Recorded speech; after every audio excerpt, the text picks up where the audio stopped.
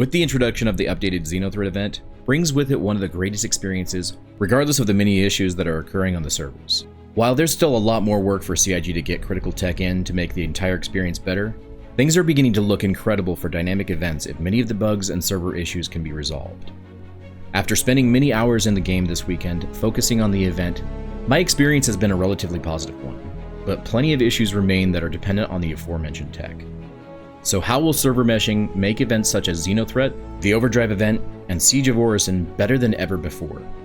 In today's video, we'll cover the ups and downs of Xenothreat, how server meshing can help make it better, and what that might look like for the future of dynamic events. Now this video comes with a usual disclaimer that a lot of these are my views and opinions based on my experience, so keep that in mind. If you love to discuss the game's future, news and updates that are clear and concise, and enjoy seeing all the great sim gear and peripherals on the market, smash that like button, share your thoughts, and consider supporting the channel by clicking that subscribe button so you can stay informed. Let's reach a goal of 10,000 subscribers by the end of the year. Xenothreat again returns as one of the most exciting dynamic events in Star Citizen. In Phase 1 of this event, you're tasked with grouping up with the CDF at Jericho Station by the Pyro Gateway.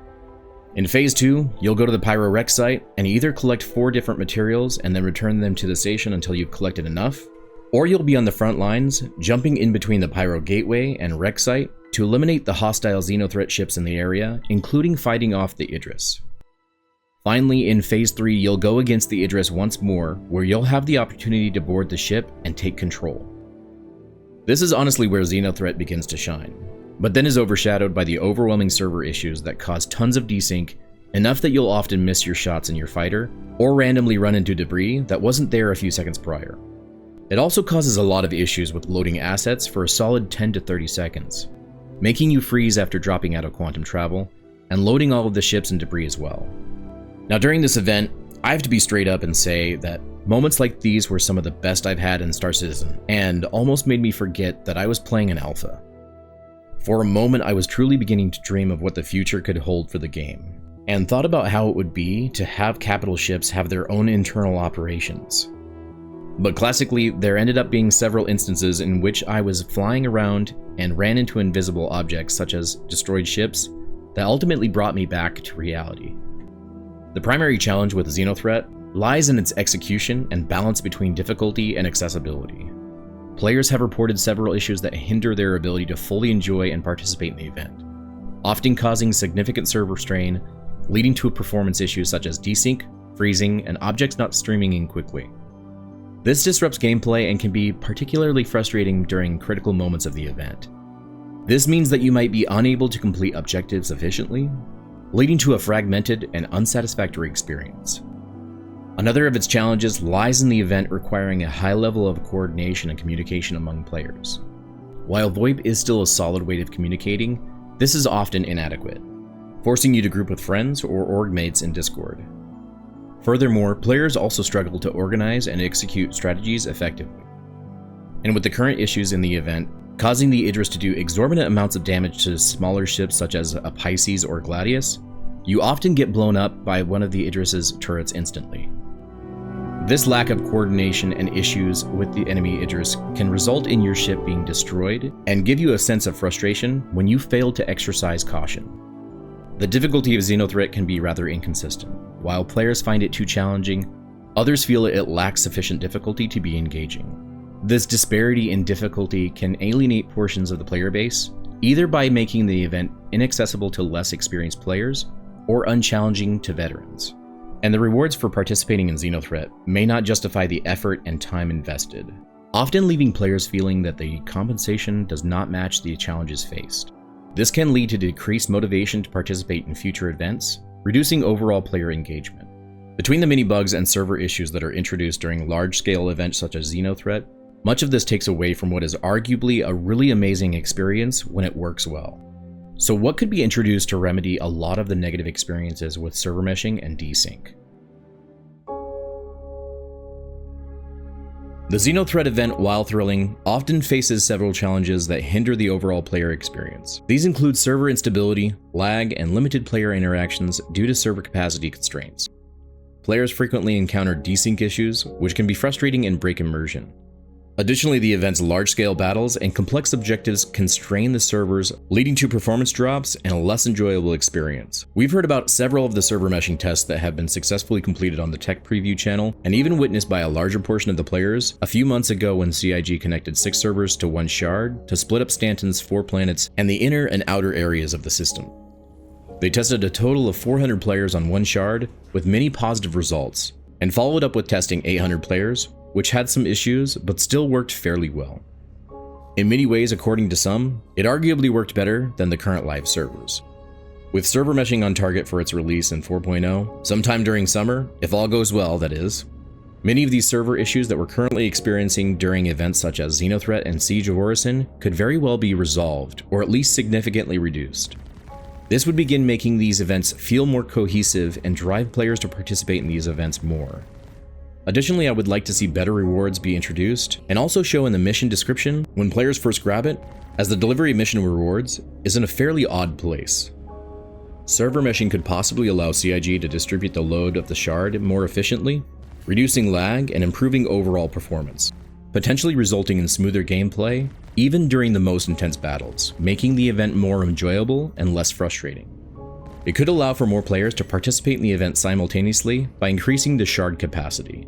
This means larger, more epic battles with more participants, creating a truly massive multiplayer experience. Imagine hundreds of players working together to fend off the Xenothreat, each contributing to the event's success. One of the most significant advantages of server meshing is the ability to move between different servers without interruptions. Players could seamlessly transition from one part of the event to another by separating Xenothreat from the rest of the server, maintaining immersion and continuity. With more players and better performance, the event could introduce more complex objectives that require strategic planning and collaboration. Players could form larger fleets, coordinate attacks, and execute intricate strategies, making the event more challenging and rewarding. Now, during the event, I managed to get aboard the Idris 3 different times, and each of those times I was met with a metric ton of enemies that ended up taking me out every single time. The action of boarding an Idris is probably one of the best experiences I've had in a long time, and I really hope that there are more events like this where we'll be able to board ships, whether in EVA or getting to the point where we can disable ships, dock with them using something like a Legionnaire, force our way on board by hacking, and eliminate the crew and take over the ship.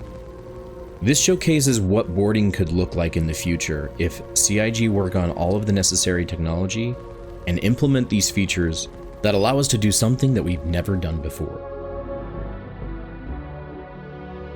Imagine you're playing 4.0. Xenothreat is in full swing. Players from around the globe converge on a single star system, ready to defend against the impending threat. As the battle intensifies, you see the benefits of server meshing kicking into action. Additional servers seamlessly integrate into the game world, distributing the load and eliminating lag.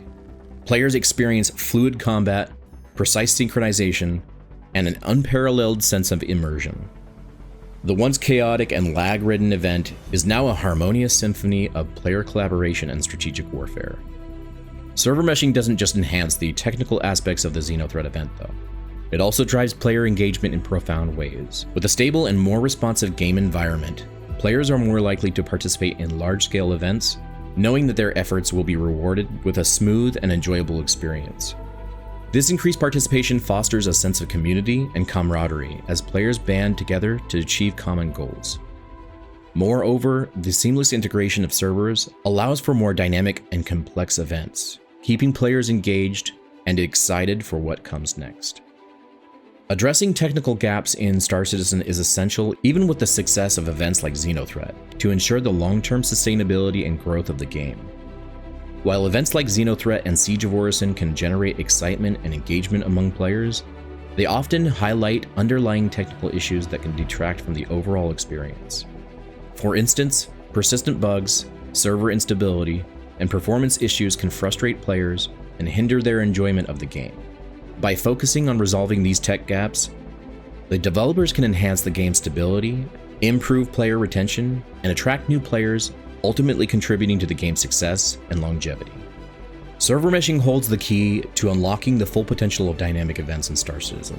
By addressing the current challenges of server instability and lag, server meshing promises to create a seamless and immersive game world where players can engage in epic battles without limitations. This technology not only enhances the technical aspects of the game, but also drives player engagement, fostering a vibrant and dedicated community. The future of Star Citizen is bright, and with server meshing, the stars are truly the limit. Thank you for watching. If you enjoyed this video, be sure to hit that like button and let me know in the comments what your experience has been with Xenothreat, as I would love to hear your thoughts. Don't forget to join our community by subscribing to this channel, where you'll be provided clear and concise news and updates on Star Citizen, and reviews of some of the best gear and peripherals in the sim and gaming market. If you want to join the channel and support the creation of these videos, then consider becoming a member and get special perks such as loyalty badges, priority replies, and access to special channels in my Discord. And if you want more information about what my experience with Star Citizen has been like over the last 12 years, then you'll want to check out this video. Fly safe, pilots, and I'll see you in the next video. Havoc out.